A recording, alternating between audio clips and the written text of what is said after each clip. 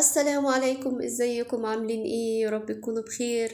ورجعت لكم من تاني. انا حنان السيد، ودي قناتي، قناة متخصصة في الطبخ.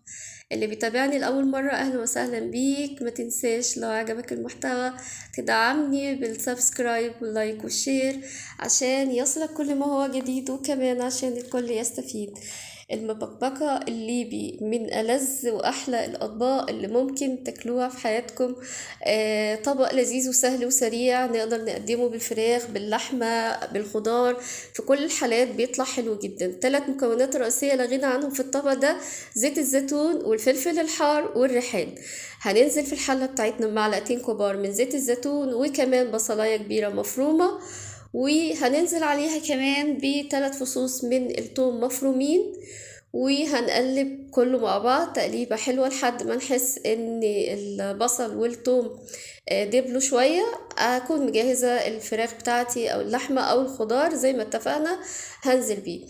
انا كان عندي وراك، فقطعتها وغسلتها كويس وتمام. نزلت بيها هديها تقلبتين كده تاخد الصدمة من الناحيتين.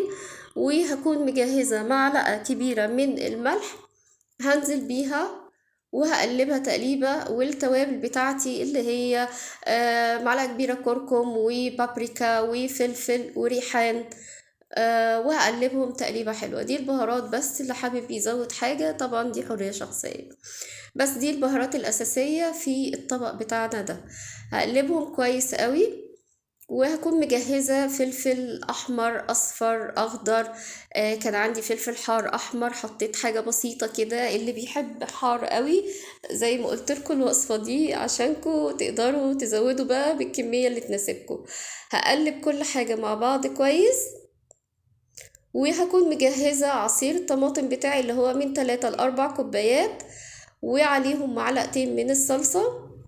الوصفة دي يعني بتحب يكون الصلصة فيها كتير وزيادة، يعني تبقى كده حاسين بيها في المكرونة يعني. فلو حسيتوا ان المكرونة اتشربت الصلصة ممكن تزودوا بقى صلصة، تزودوا طماطم، تزودوا مية، المتوفر. انا سبت الفراخ بتاعتي على النار تقريبا حوالي 12 دقيقة لحد ما حسيت ان كله تمام كده. الفراخ استوت، وصلت لمرحلة كويسة من التسوية، ولسه هتكمل مع المكرونة 10 دقايق كمان. هنزل بقى بالمكرونة المتوفرة عندنا، اي نوع متوفر. انا كان عندي اللي هي البنة مكروني دي، نزلت بيها وقلبتها وهسيبها كده على النار تغلي. اول ما احس ان السوائل اتشربت هوطي النار واستنى عليها شوية. كمان انا بحب تست الفلفل كده يكون ظاهر في الاكل، فزودت كمان شوية من الفلفل الالوان. وقلبتها تقلبتين و10 دقايق، 12 دقيقة بالظبط، كانت كل حاجة تمام ومستوية. زي ما قلت حابين انها تبقى عايمة كده في الصلصة، بنزود كمان. بس كده الطبق كده يكون تمام معانا، نقدر ان احنا نقدمه. سريع وسهل ومنقذ جدا في الايام الحر دي. بالظبط كده تلت ساعة كل حاجة بتكون جاهزة ومستوية ونخرج من المطبخ على طول. يعني إجمالي الموضوع كله بتحضيراته مش هياخد نص ساعة، فأسرع من كده مفيش. أتمنى تكون وصفة عجبتكم وتقدروا تنفذوها بكل سهولة، وتقولوا لي رأيكم فيها ايه. واللي جربها باللحمة او جربها بالخضار برضو يقول لي ايه الاخبار.